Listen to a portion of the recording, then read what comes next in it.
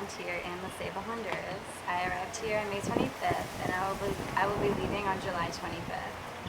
I was a volunteer at the hospital and the local clinic here. My local abroad review coordinator always made me feel welcome and well-fed. He was very kind in picking up the volunteers and taking us to and from the clinic and the hospital.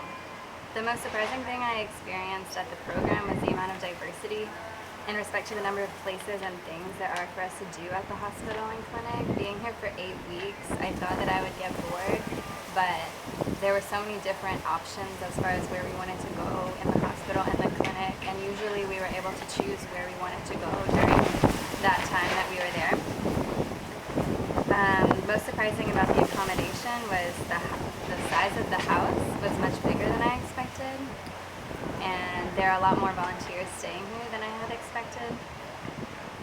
About the country is, the most surprising thing I have found about the country is that more people speak English here than I thought.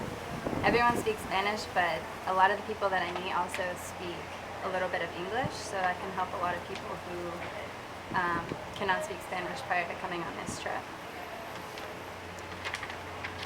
The most difficult thing to experience about the program is,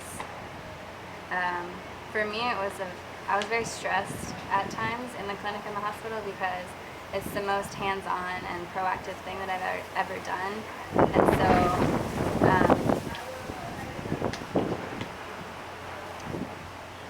at times we would be left to do things on our own and to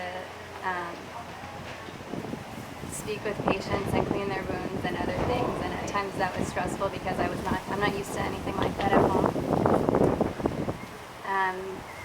The most difficult thing to get used to about the country is just the staring. Everyone stares at us, and at first I understood why, but then being here 8 weeks and people still stare at us, you never get used to it.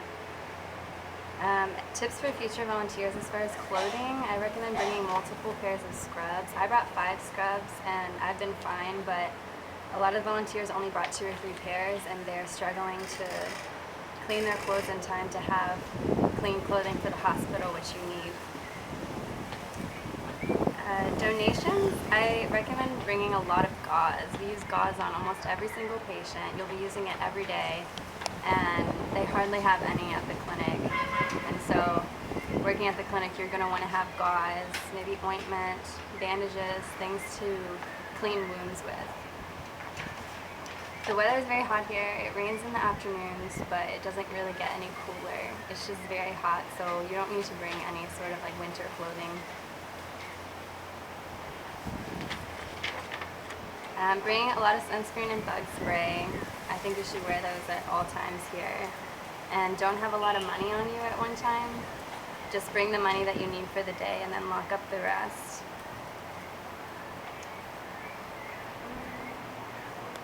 My favorite part of the program was the amount of shadowing that I got to do in operations.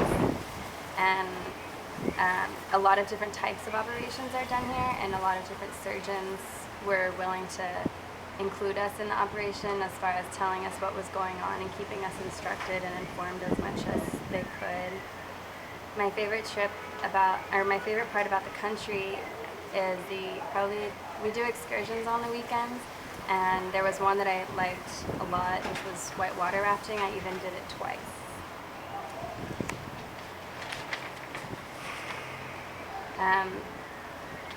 How did I find out about Abroad Review? My dad recommended it to me, and